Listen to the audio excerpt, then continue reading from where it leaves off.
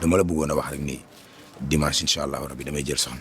Dimanche. Taïb, l'homme d'un autre. Mais comment ça, Taïb va se marier là? Ah non, on n'est pas d'accord, Taïb. C'est Asmao, ta promise. On refuse ce futur mariage.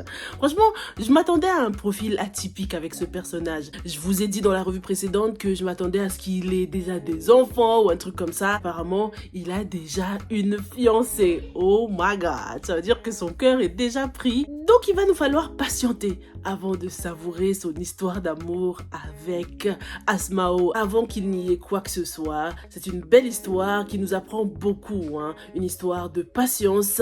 God's time is the best, les gars, comme on dit. Mais également une histoire de valeur. Ça nous apprend que la vraie valeur d'une personne ne se mesure pas à ses biens matériels.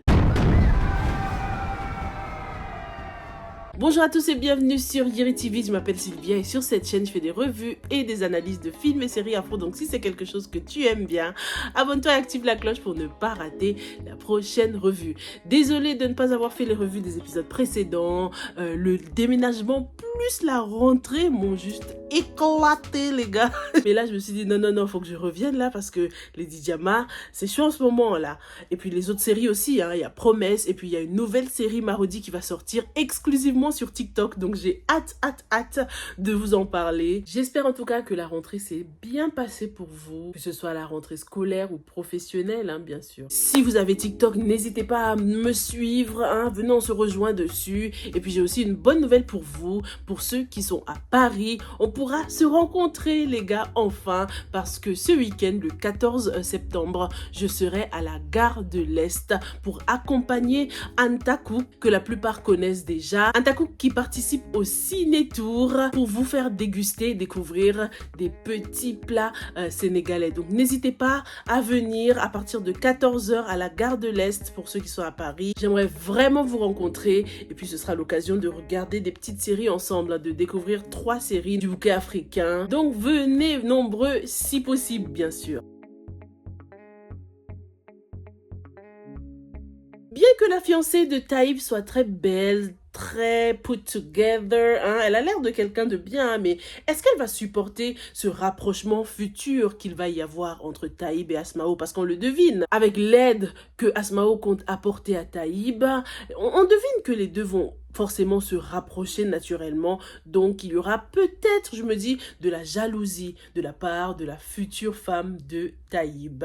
La jalousie qui pour moi est symbolisée ici par ce foulard rouge, qui est une couleur pleine d'émotions fortes. On sent le danger venir déjà, on sent la tension dans ce couple. Pendant cette scène, on constate qu'ils sont 3 et comme je vous l'ai toujours dit, lorsqu'il y a 3 personnages comme ça, il y a conflit, hein. Le 3 qui représente le triangle symbolise la tension dans une scène. Donc là, c'était subtil parce que entre Taïb et Asmao, il n'y a rien. Il n'y a pas encore de sentiments qui se développent. Mais on sait bien que les femmes ont souvent un 6e sens. Donc peut-être que la fiancée de Taïb va déjà commencer à soupçonner quelque chose, quoi. Est-ce que cette femme va supporter déjà qu'une autre femme paye le loyer de son futur mari? Asmao a eu la généreuse idée de payer le loyer de Taïb et augmenter son salaire, hein. C'est vraiment altruiste de sa part. Elle veut lui donner un coup de pouce, elle veut améliorer sa vie, faciliter sa vie de nouvel homme marié parce qu'elle sait très bien qu'il aura des charges maintenant qu'il a une femme. Vraiment honorable de sa part. C'est même ses parents qui devraient proposer ce genre de choses. On imagine qu'ils ne sont pas au courant, sinon ils s'y seraient opposés direct. Taïb, comme on l'apprend dans cet épisode, travaille pour cette famille depuis de longues années, hein. Cette mère devrait le considérer comme son propre fils, mais puisqu'il n'a pas de statut, elle ne le considère pas du tout, alors qu'elle était sur le point de offrir sa fille presque gratuitement en mariage à l'autre Gaou là, qui est venu dire que oui, je vais vous emmener à la Mecque, il est venu les mentir. Ils l'ont cru direct alors qu'ils ne le connaissaient même pas, mais lorsqu'il s'agit de faire du bien à son prochain qu'on connaît déjà depuis longtemps, crickets. Les parents sont aux abonnés absents, quoi. C'est vraiment dommage et très, très, très hypocrite de leur part. Asmao a commis une faute grave en emmenant ce Gaou chez elle dans les épisodes précédents. Non seulement c'était trop tôt, vous venez à peine de vous connaître, en plus t'invites pas n'importe qui chez toi quand même, par respect pour tes parents. Elle aurait dû deviner que s'il demande de venir voir ses parents, c'était pour, voilà, essayer d'officialiser les choses. Bon, peut-être qu'elle était partante à la base, mais lorsqu'elle l'a entendu parler, lorsqu'elle a entendu toutes les grosses promesses qu'il faisait, en plus il a menti et par rapport à une connaissance, ça l'a sûrement shut down. Et c'est tant mieux. Lui, ça se voyait qu'il n'était pas du tout sérieux. Mais on dirait qu'elle a tapé dans l'œil d'un autre homme qui faisait partie des invités de la cérémonie d'Aladji. Là, cet acteur, on le reconnaît, donc je pense qu'il aura un rôle assez important. C'est sûr qu'on va le revoir. Qu'est-ce que vous en pensez? Dites-moi aussi dans les commentaires si vous pensez que la future femme de Taïb va développer des sentiments de jalousie par la suite parce qu'elle ne supportera pas qu'Asmao soit aussi présente dans la vie de son mari. Jama s'est réconciliée avec Aladji. Franchement, no comment, hein. Tellement déçue de la façon dont toute cette histoire est abordée. Mais ce qui me frustre le plus avec Jama, c'est qu'elle a le don de se confier aux mauvaises personnes, hein. Elle n'a pas de mal à se confier en basse, en sa collègue, mais lorsqu'il s'agit de sa famille, c'est autre chose. C'est dommage parce que elle et sa sœur s'entendent assez bien.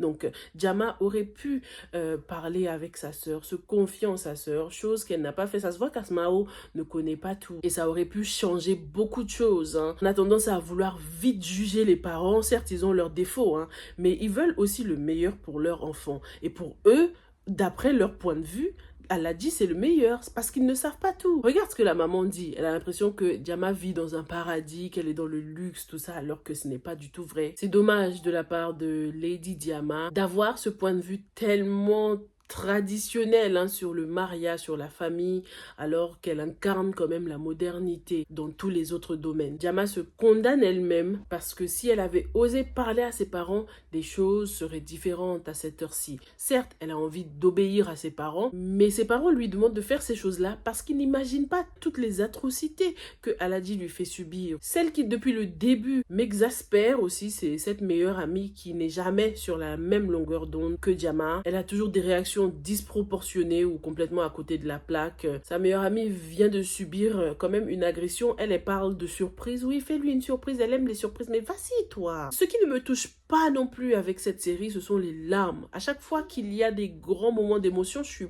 pas si emballée que ça. J'ai l'impression que c'est un problème de montage peut-être. On peut voir deux personnes qui parlent et d'un coup, lorsqu'on remonte la caméra, bam, il y a déjà des larmes en train de couler. Enfin, c'est trop rapide. On ne voit pas la construction de l'émotion. Je sais pas comment dire ça. J'espère que vous me comprenez. Je trouve que les larmes sont trop soudains. Ça ne touche pas l'audience comme il se doit. Ce qui fait que par moments, je ne compatis pas. Voilà, je compatis pas toujours avec Lady Diama parce que je trouve qu'elle pourrait se sortir de cette situation. Je sais que vous m'avez déjà dit non, Sylvia, c'est compliqué. Elle veut pas décevoir ses parents. Si elle parle de Bass à Aladji, Aladji va savoir qu'il s'est passé quelque chose entre elle et Bass. Je suis désolée, mais là, c'est bas la terre, hein. Il s'est certes passé quelque chose avec Bass, mais Aladji aussi, la VIOL est. Donc, il n'a rien à lui reprocher, là. Sering a enceinté une fille. Pourquoi ça me choque pas? Ah non, c'était trop la suite logique, là, franchement. Non, mais en plus, t'as vu comment il la paye, là? Il lui jette l'argent. Aucun respect pour les femmes. Cette scène m'a tout de suite rappelé tout ce que je vous ai dit dans la revue précédente concernant son éducation, son rapport avec les femmes, l'image qu'il a des femmes et du mariage. Pourtant, il a un petit côté gentil, hein. C'est comme son père, en fait. Il a ce petit côté gentil, mais ce côté noir aussi. Mine de rien, Sering ressemble un peu à son père, hein. Sering représente-t-il le côté... Est-ce que c'est la personnification des défauts de son père, tandis que Cher, c'est vraiment, voilà, le bon côté. Maintenant qu'il y a cette fille enceinte, est-ce que Aladji va forcer son fils à l'épouser, à officialiser les choses pour, voilà, sauver l'honneur, sauver la réputation, parce qu'ils sont venus quand même faire scandale devant tous les invités, donc tout le monde est au courant, l'histoire va vite circuler. Sering va-t-il devoir épouser une femme qu'il n'aime pas. Et du coup, ça va faire un peu comme sa mère et son père, quoi. Hein. J'ai hâte de voir en tout cas comment Aladi va gérer cette situation, lui qui s'emporte toujours, hein, qui ne maîtrise pas sa colère. Du côté de Bass,